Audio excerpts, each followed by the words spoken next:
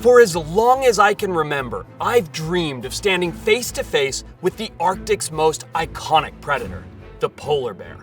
Not from the safety of a vehicle or an armored hide, but on foot on their terms. Shoulder to shoulder, nice tight group, all on one side, all on one side. I've traveled to the remote wilderness of Churchill, Canada, and landed at Nanook Polar Bear Lodge, a camp so isolated it's only accessible by plane. I think what people probably don't understand when they look at this is the fact that we are hundreds of miles from anything. Like, this is so remote. We're the only ones here in an area the entire size of the state of California. That's insane. Stretching for thousands of square miles, this sprawling tundra is home to one of the largest polar bear populations in the world. And these bears are no joke. Weighing in at up to 1,500 pounds and standing 10 feet tall, polar bears are the largest carnivores to walk the earth. They can also outrun a human with ease, reaching speeds of up to 25 miles per hour. And here's the kicker, they've been known to hunt humans. But if I was going to tick this one off the bucket list, first, we needed to track down these bears.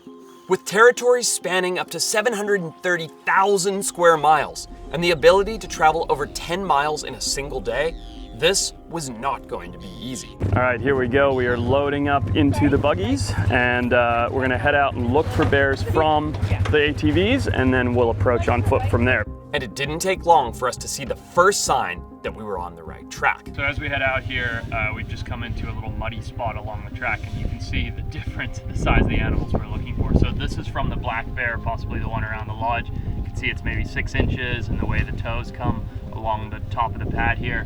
And you compare that with the size of a polar bear foot. Like, look at that. It's just massive from such a big animal. So really cool. There's a lot of bears around here. 2 kinds right in the mud. So keep going and see if we can spot those polar bears. One of the things that keeps the Arctic so alive and full of life in the summer months is the fact that almost everything is edible. The ground here is covered in gooseberries, soapberries, and sea asparagus, creating a feast for birds, smaller mammals, and even black bears, all of whom gorge on this vegetation during the warmer months. But for the polar bear, this landscape offers something much more substantial. So you can see there's the vertebrae of a beluga here, and as you come this way, you get this terrible scent of rotten death, which is of course from the dead beluga. And then here you have the skull, and you can see just there are tracks everywhere. The bears have clearly ripped this to shreds. Here's the skull right here, which you can see is pretty stinky, pretty gross. But there's even wolf tracks around, so really, really cool that we just happen to be here at a time in the summer when a kill was made and the remnants of it are around for all of these bears to enjoy.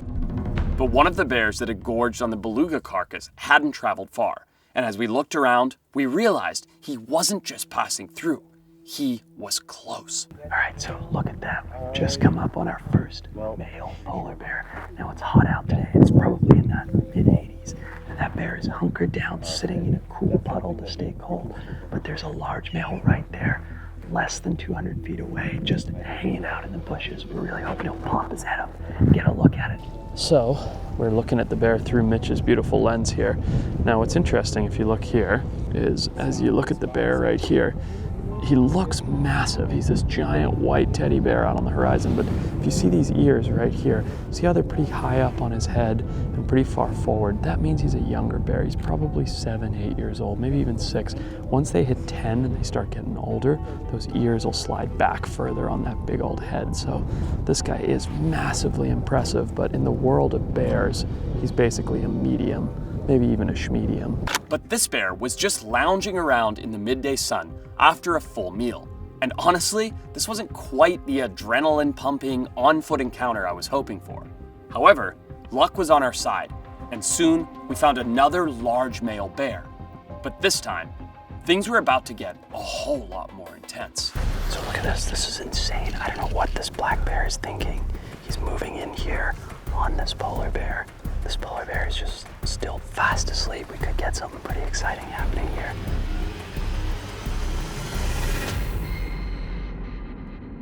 What a dream come true this was, to be out here on the Arctic tundra with Churchill Wild, tracking down not just polar bears, but black bear, polar bear interactions on foot. Truly, truly a dream come true.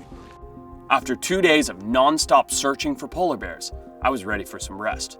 But the day was not over yet, and as the sun set, the Arctic revealed yet another one of its many surprises. Okay, so Mitch has just woken me up. It's the middle of the night. Oh my God, I can see him. Dude, that is the Northern Lights right there. I have wanted to see those my entire life. And right here, look at how this is glowing above me. It's absolutely insane. It's so spectacular. Let me turn the camera around. Look at that sky. That's my finger. I f***ed it up. It's starting to wind down, and so am I. And luckily I have this Magic Mind sleep elixir.